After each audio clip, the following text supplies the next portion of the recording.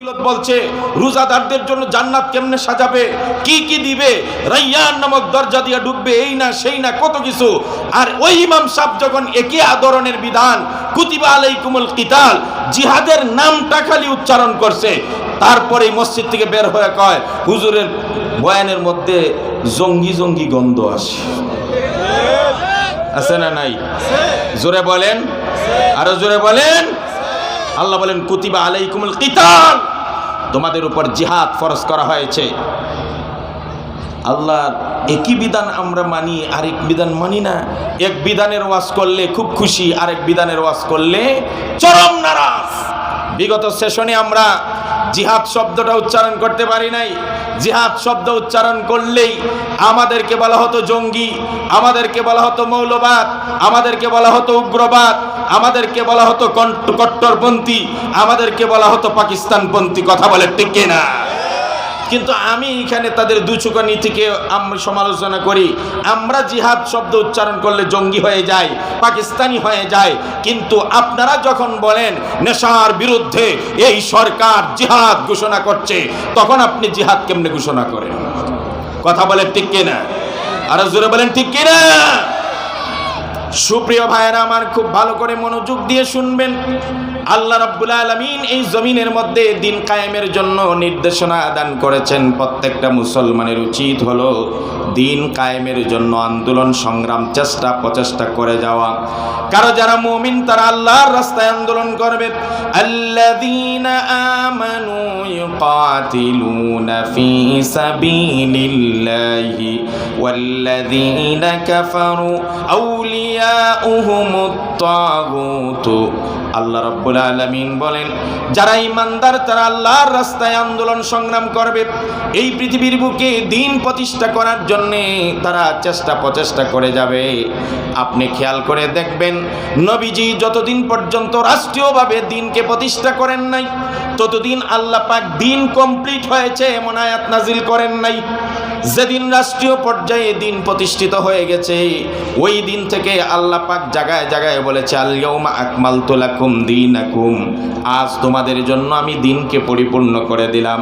সূরা নাসরের মধ্যে আল্লাহ বলেছেন ইযা জাআ নাসরুল্লাহি ওয়াল ফাতহু ওয়া রাআইতান নাসা ইয়াদখুলুনা ফি দীনিল্লাহি আফওয়াজা। নবীজি যখন বিজয় এসে যাবে, সাহায্য এসে যাবে, অর্থাৎ রাষ্ট্রীয় পর্যায়ে ইসলাম প্রতিষ্ঠিত হয়ে যাবে, দলে দলে মানুষ ইসলামের পতাকা তলে আশ্রয় গ্রহণ করবে। এই যে আপনাদের একজন সদস্য আছে না, শিহাব ভাই, শিহাব ভাই আছে না? শিহাব ভাই যতদিন তাবলিগের কাজ করছে সবার প্রিয় ছিল, অনেক ভালো মানুষ, তাবলিগের কাজ করছে, নিঃসন্দেহে ভালো। তাবলিগের কাজ করা বলে তাবলিগ মানে দিন প্রচার করা, মানুষের কাছে কাছে দিন পৌঁছানো। কিন্তু ওই দিনকেই যখন শিহাব ভাই রাষ্ট্রীয় পর্যায়ে প্রতিষ্ঠা করার জন্যে ইসলামী রাজনীতিতে অংশগ্রহণ করছে, এখন সবার কাছে ভালো না। কথা বলেন না কেন? কথা বলেন না কেন? আপনি কি মনে করেন রোজাদারের ফজিলতি খালি ইসলাম বলেছে? মনে করেছেন যায় নামাজের উপর বসে বসে জান্নাতে চলে যাবেন, ফুল সজ্জা পাড়ি দিয়ে জান্নাতে চলে যাবেন, লাল গালিচা পাড়ি দিয়ে জান্নাতে চলে যাবেন, মসজিদের কোনায় কোনায় তাসবিহ নিয়ে বসে থাকলেই জান্নাত চলে যাবেন? আফাসিবতুম আম হাসিবতুম আন তাদখুলুল জান্নাহ ওয়ালাম্মা ইয়াতিকুম মাসালুল লাযীনা খালাউ মিন ক্বাবলিকুম মাসাতহুমুল বা'সা ওয়াদ-দাররা ওয়াজুলজিলু হাত্তা ইয়াকুলার রাসূলু ওয়াল্লাযীনা আমানু মা'হু মাতা নাসরুল্লাহ মাতা নাসরুল্লাহ আলা ইন্না নাসরাল্লাহি করিব।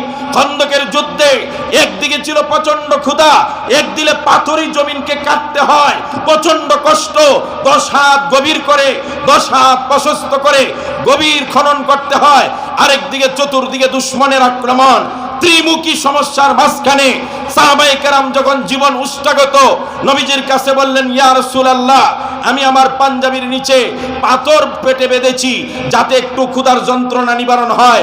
রাসূল বলেন, তুমি একটা পাথর বেঁধেছ, আমি দুইটা পাথর আমার পেটে ধারণ করেছি। ও দুনিয়ার মুসলমানেরা, ওই সময়ে নবী যেমন কষ্ট করেছেন, সাহাবীরা যেমন কষ্ট করেছেন, আল্লাহ বলেন এই ধরনের কষ্ট যদি তোমরা না করো তাহলে সহজে জান্নাতে যাওয়ার কল্পনাও করতে পারবে না। কথা বলে ঠিক কিনা? আল্লাহ বলছেন আম হাসিবতুম আন তাদখুলুল জান্নাহ, সোজা একেবারে জান্নাতে চলে যাবে, জান্নাতে এতটাই সোজা। ওয়ালাম্মা ইয়াতিকুম মাসাল, এই দৃষ্টান্ত তোমাদের সামনে আসে নাই।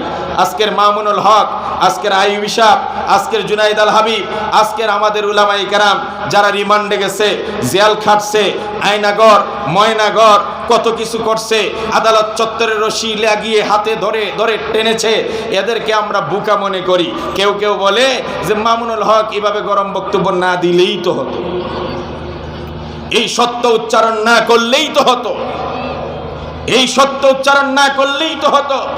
মামুনুল হকদেরকে, আলেম উলামাদেরকে মানুষ বোকা মনে করে এরা দুনিয়া টুনিয়া বুঝে না, এরা কি সহজ সরল বোকা প্রকৃতির মানুষ, নির্বোধ মানুষ।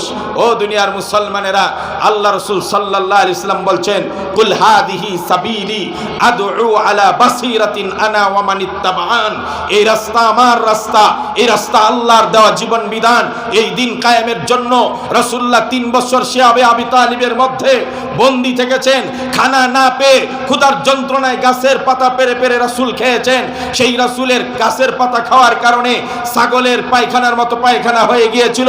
নবীজি দান দান শহীদ করেছেন উহুদে, রক্ত ঝরিয়েছেন, দুর্বল হয়ে গর্তে পড়ে রয়েছেন, তিনবার তায়েফের ময়দানে রক্তাক্ত হয়ে বেহুশ হয়ে পড়েছিলেন। সেই নবী সাল্লাল্লাহু আলাইহি সাল্লাম বলেন এটাই আমার রাস্তা। আর ইন্নাল উলামা ওয়ারাসাতুল আম্বিয়া, নবীদের ওয়ারিস হলো আলেমরা। হকের পক্ষে, অন্যায়ের বিরুদ্ধে, শিরকের বিরুদ্ধে, ভাস্কর্যের বিরুদ্ধে, দুর্নীতির বিরুদ্ধে, ইসলামের বিরোধীদের বিরুদ্ধে বলেই যাবে। ফাঁসি আসুক, জেল আসুক, আইনাগর আসুক, এতে পরোয়া করার কিছু নাই। কথা বলে ঠিক কিনা? সুপ্রিয় ভাইরা, এমনিই দিন আমাদের কাছে চলে আসছে। আমার বুখারীর উস্তাদ আল্লামা শাইখুল হাদিস আজিজুল হক রাহিমাহুল্লাহু তাআলা, মামুনুল হকের আব্বা, তিনি বলতেন মদিনা থেকে, সুদূর মদিনা থেকে বাংলার জমিনে কচুরি ফেনার মতো ইসলাম বেশে আসে নাই, বরং এক সাগর রক্তের বিনিময়ে বাংলার জমিনে ইসলাম এসেছে। কথা বলে ঠিক কিনা?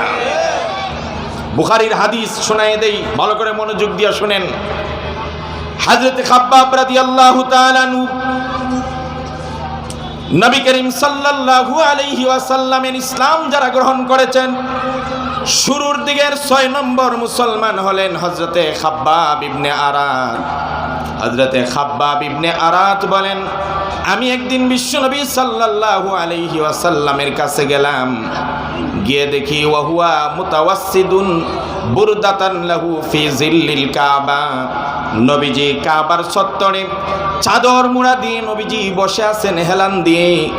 আমি খাব্বাব শাকাউনা ইলা রাসূলিল্লাহ, নবীজির কাছে গিয়ে অভিযোগের সুরে বললাম ইয়া রাসূলুল্লাহ ইয়া হাবিবাল্লাহ আলা তাস্তানসিরু লানা আলা তাদউল্লাহ লানা, ইয়া রাসূলুল্লাহ আমরা আর কত কষ্ট সহ্য করব, আর কত নির্যাতন সহ্য করব, দিন প্রতিষ্ঠার জন্য, দিনের জন্য আমরা কি পরিমাণ জুলুমের শিকার হচ্ছি, আপনি কি দয়া করে আল্লাহর কাছে একটু সাহায্য প্রার্থনা করবেন না? আমাদের জন্য কি আপনি একটু দোয়া করবেন না? এই অভিযোগ নিয়ে রাসূলুল্লাহর কাছে গেছেন। আপনারা বলতে পারেন দিনের জন্য কষ্ট কি করেছে খাব্বাব যে তাকে রাসূলের কাছে গিয়ে এইভাবে অভিযোগ করতে হবে? হুজুর আমাদের জন্য একটু দোয়া করেন, আমাদের জন্য একটু সাহায্য প্রার্থনা করেন। তাহলে আমি একটু নমুনা আপনাদেরকে শোনায় দেই হযরতে খাব্বাব কি পরিমাণ কষ্ট করেছেন। হযরতে খাব্বাব রাদিয়াল্লাহু তাআলা আনহু সাইয়্যিদুনা ওমর রাদিয়াল্লাহু তাআলা আনহুর খেলাফতের আমলে একদিন ওনার রাষ্ট্রীয় ভবনে ঢুকছেন। হযরত ওমর রাদিয়াল্লাহু তাআলা আনহু খাব্বাবকে দেখা মাত্র চেয়ার ছেড়ে দিয়ে টেনে এনে চেয়ারে বসিয়ে বললেন, ওরে খাব্বাব, তোমার চেয়ে এই চেয়ারে বসার উপযুক্ত আমার কাছে আর কেউ মনে হয় না। খলিফাতুল মুসলিমিন হযরত খাব্বাবকে চেয়ারে বসাইলেন আর বললেন, তোমার চেয়ে উপযুক্ত বসার মতো আমার চোখে আর কাউকে মনে হয় না। তুমি ইসলামের জন্য নিদারুণ কষ্ট করেছ, তবে বিলালও কষ্ট করেছে। এই কথাটা লাগিয়ে বলছেন। এবার হযরতে খাব্বাব ইবনে আরাত বলেন, আমিরুল মুমিনিন খলিফাতুল মুসলিমিন, আপনি যেহেতু বিলালের সঙ্গে আমাকে কম্পেয়ার করলেন, তাহলে বনের শুনে রাখি হযরত বিলাল যখন নির্যাতন সহ্য করেন, তখন বিলালকে সান্ত্বনা দেওয়ার মতো অনেক মুসলমান তৈরি হয়ে গিয়েছিল, বিলালকে সান্ত্বনা দেওয়ার মতো অনেক মুশরিকরাও ছিল। কিন্তু আমি খাব্বাব যখন ইসলাম গ্রহণ করি, আমি একটা মুশরিকা নারীর গোলাম ছিলাম।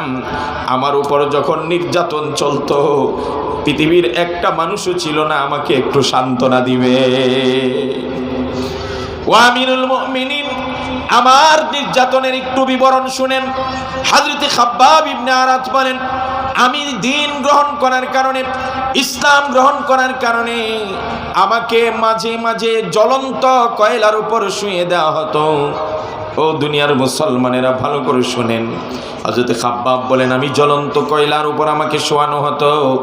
আরে ভাই, জ্বলন্ত কয়লার উপর যদি একজনকে শুয়ে দেয়, তার পিঠের এই অবস্থা সহ্য না করতে পেরে সে গড়াগড়ি করে এখান থেকে সরে যাওয়ার চেষ্টা করবে, বাঁচার জন্য ছটফট করবে। খলিফাতুল মুসলিমিন, আমি যেন জ্বলন্ত কয়লার উপর থেকে সরে না যাই, এই জন্য ওই বেঈমান কাফেররা কয়েকজন মিলে আমার বুকের উপর পা দিয়ে চাপ দিয়ে ধরে রাখতো, যাতে করে আমি জ্বলন্ত কয়লার থেকে একটুও সরে না যাই। সাইয়েদনা ওমর রাদিয়াল্লাহু তাআলা আনহুকে হযরত খাব্বাব বলেন, ও ওমর, আমি এই জ্বলন্ত কয়লার উপর এতক্ষণ এত দীর্ঘ সময় আমাকে শুয়ে রাখা হয়েছে, আমার শরীরের চর্বি, রক্ত আর গোশত খসতে খসতে একটা সময় জ্বলন্ত কয়লা নিভে যায়, কিন্তু আমার নির্যাতন বন্ধ হয় না। হযরত খাব্বাব পাঞ্জাবির পিছন দিকটা হযরত ওমরকে খুলে দেখালেন। সাইয়েদুনা ওমর রাদিয়াল্লাহু তাআলা আনহু খাব্বাবের পিঠের নিচের অংশের দিকে তাকিয়ে দেখেন গোশতের কোনো লেশ নাই, বরং এই বড় গর্ত হয়ে আছে। মনে হয় কে যেন এখান থেকে গোশত খুলে এইভাবে সরিয়ে নিয়েছে। হযরত খাব্বাব বলেন, ভাই ওমর, এটা হলো আমার ওই যে জ্বলন্ত কয়লার উপর আমাকে শোয়ানোর পরে আমার শরীর থেকে গোশত খসে পড়েছিল, এই গর্ত এর পরে আর কোনোদিন ভরাট হয় নাই। আম হাসিবতুম আন তাদখুলুল জান্নাহ, আর আমরা মনে করেছি সোজা জান্নাতে চলে যাব, মাইর খাওয়া লাগবে না, জেলে যাওয়া লাগবে না, কটু কথা শুনতে হবে না, গালি শুনতে হবে না, মাইর খেতে হবে না, জেল জুলুম হবে না, ফাঁসি হবে না, আমাদের রিমান্ড হবে না, ডান্ডাবেরি পড়া লাগবে না, মনে করছি সোজা জান্নাতে চলে যাব। না, হযরতে খাব্বাব বলেন, আমি নবীজিকে গিয়ে বললাম, হুজুর আর কত সহ্য করব? আলা তাস্তানফিরু লানা, এবার কি আপনি আমাদের জন্য একটু দোয়া করবেন না? আলা তাদউল্লাহ লানা, আমাদের জন্য একটু সাহায্য, একটু দোয়া আল্লাহর কাছে করেন না। নবীজি তখন হযরতে খাব্বাব বলেন, আমাকে ইতিহাস শুনাইলেন। ও দুনিয়ার মানুষের, আমরাও ইতিহাস শুনিয়ে দিয়ে যাই। আল্লাহর নবী বলেন, খাব্বাব রে, শুনে রাখো তুমি কি কষ্ট করেছো দ্বীন প্রতিষ্ঠার জন্য। দ্বীন প্রতিষ্ঠার জন্য তোমার কি কষ্ট আছে। তোমার পূর্বে যারা দ্বীন প্রতিষ্ঠার জন্য লড়াই করেছে, দ্বীন প্রচারের জন্য কষ্ট করেছে, তাদের দ্বীন প্রতিষ্ঠার আন্দোলন করার অপরাধে কাউকে কাউকে গর্ত করে তাকে গর্তের মধ্যে ছেড়ে দেওয়া হতো। আমার নবীজি বিবরণ দিয়ে বলছেন, গর্তের মধ্যে ছেড়ে দেওয়ার পরে তার মাথার উপর একটা করাত ধরা হতো। এই পাশে একজন দাঁড়িয়ে যেত আর ওই পাশে আরেকজন দাঁড়িয়ে যেত। আল্লাহর নবী বলেন, শুধুমাত্র দ্বীন প্রতিষ্ঠার অপরাধে, চেষ্টা করার অপরাধে দুইজনে দুই দিক থেকে করাত টানত। গাছ যেমন কেটে দুই টুকরা করে দেওয়া হয়, ওই আগেকার ইমানদারদেরকে সুজা দুই টুকরা করে দিত। ওয়ামা ইয়াসুদ্দুহু যালিকা আন দীনিহি, তারপরও এত কষ্টের পরও তাদেরকে দিন থেকে চুল পরিমাণ টলাইতে পারত না। দুই টুকরা করে দেওয়া হতো করাত দিয়ে। নবীজি বলেন, ওয়ামা ইয়াসুদ্দুহু যালিকা আন দীনি, তারপরে এদেরকে বিন্দু পরিমাণ দ্বীন আন্দোলন থেকে, দ্বীন প্রতিষ্ঠার আন্দোলন থেকে পিছপা করতে দিত, পিছপা হতেন না। এগুলো একটা। নবীজি আরো ইতিহাস শোনান, ভালো করে শুনেন।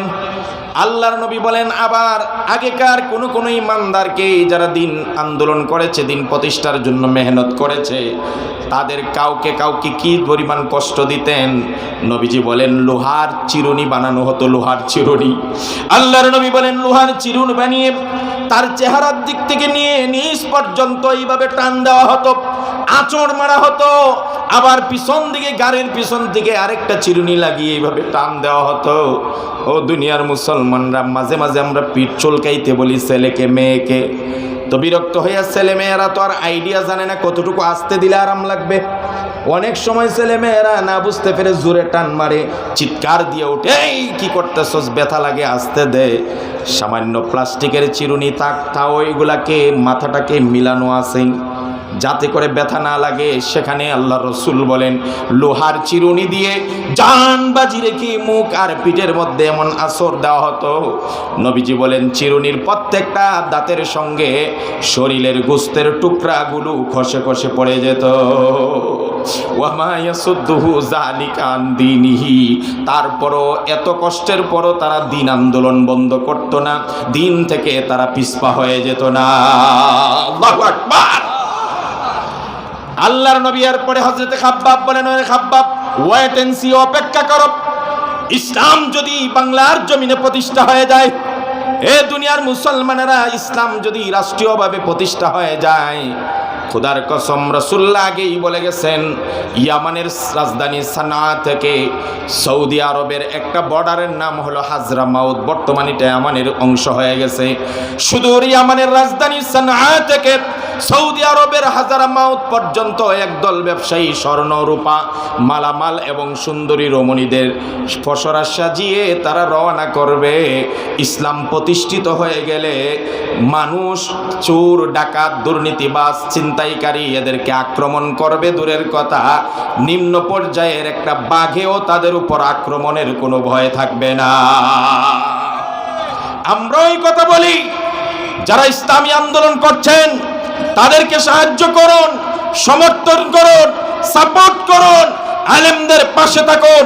ইনশাআল্লাহ যদি এই দেশে রাষ্ট্রীয়ভাবে ইসলাম কায়েম হয় আর কোরআনের বিচার যদি প্রতিষ্ঠিত হয়, মান হাকামা বিহি আদালা, রাসূল বলেন কোরআনের বিচার দিয়ে যদি একটা বিচার করেন তাহলে সুবিচার প্রতিষ্ঠিত হবে।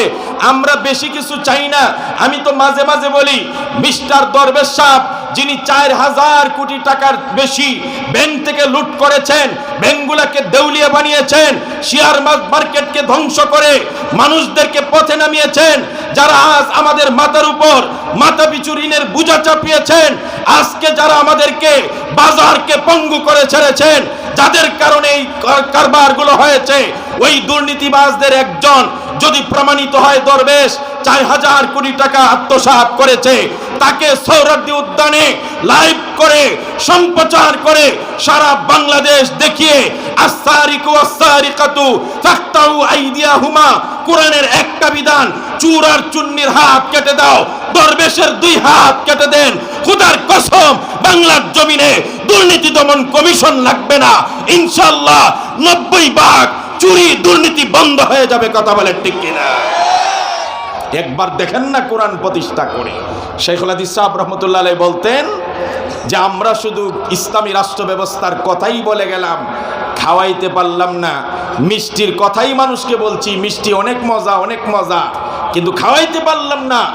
এই জন্য অন্তত পক্ষে একবার নিজেরা খেয়ে টেস্ট করার জন্য হলেও একবার এই বাংলার জমিনে দিন রাষ্ট্রীয়ভাবে প্রতিষ্ঠা করেন, ইসলাম রাষ্ট্রীয়ভাবে প্রতিষ্ঠা করেন, ইনশাআল্লাহ চুরি ডাকাতি সব বন্ধ হয়ে যাবে। কথা বলে ঠিক কিনা? শুধু মুসলমান না, বিধর্মীরাও শান্তি পাবে।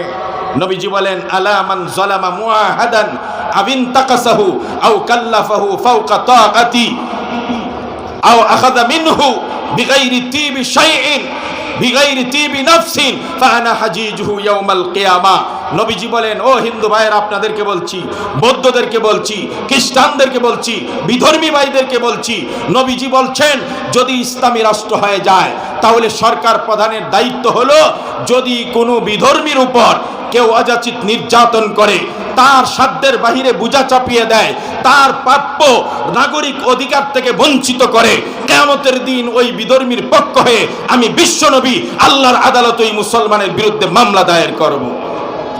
সুবহানাল্লাহ বলেন। ইসলামী রাষ্ট্র ব্যবস্থা হবে।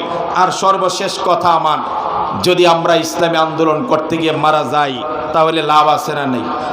কথা বলেন না, আছে না নেই?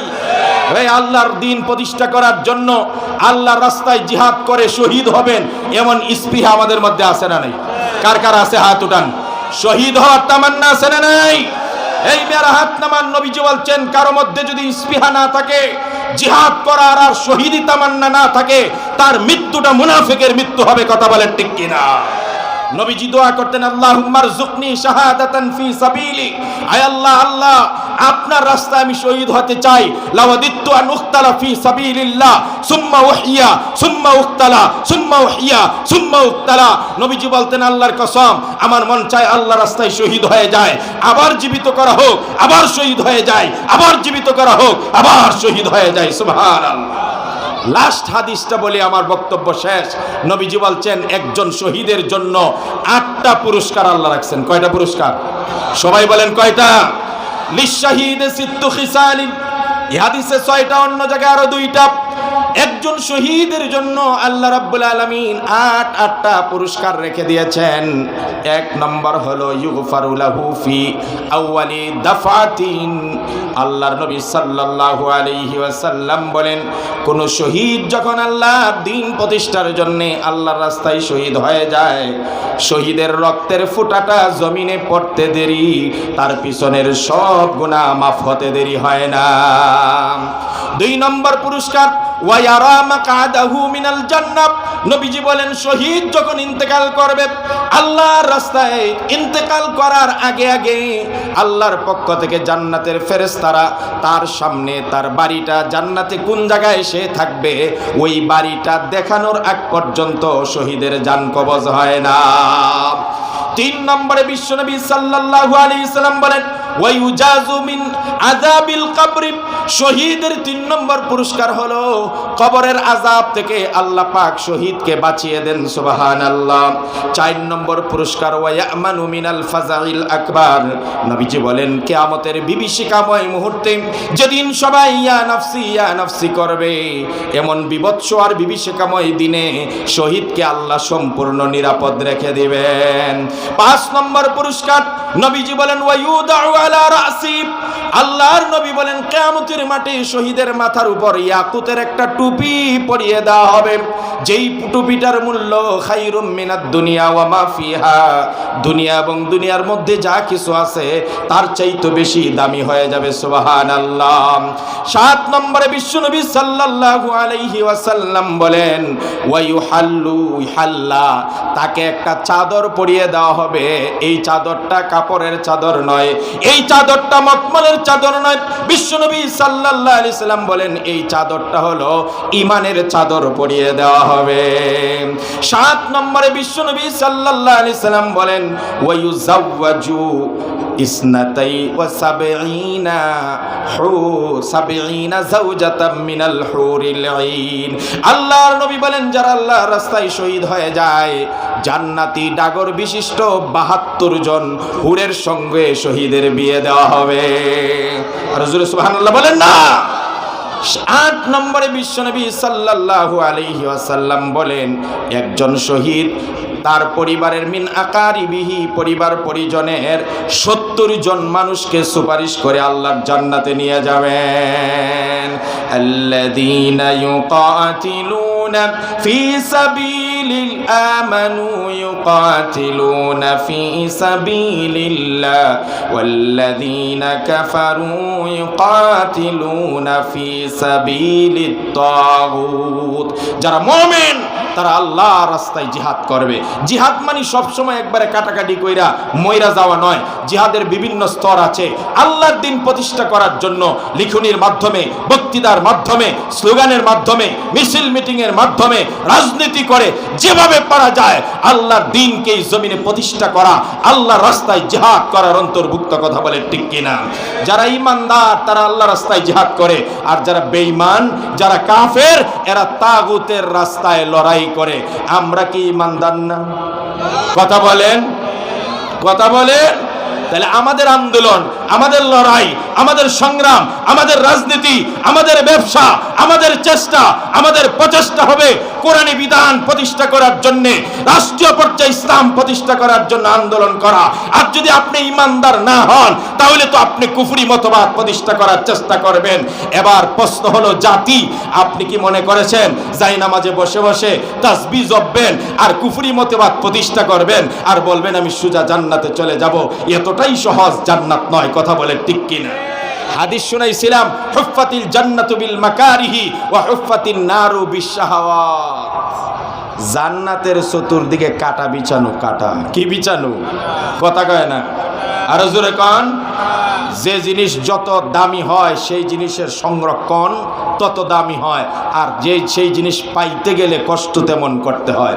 গোলাপ ফুল যেমন দামি, আনতে গেলে 2-4টা কাটা গায়ে বিধে। কথা কয় না?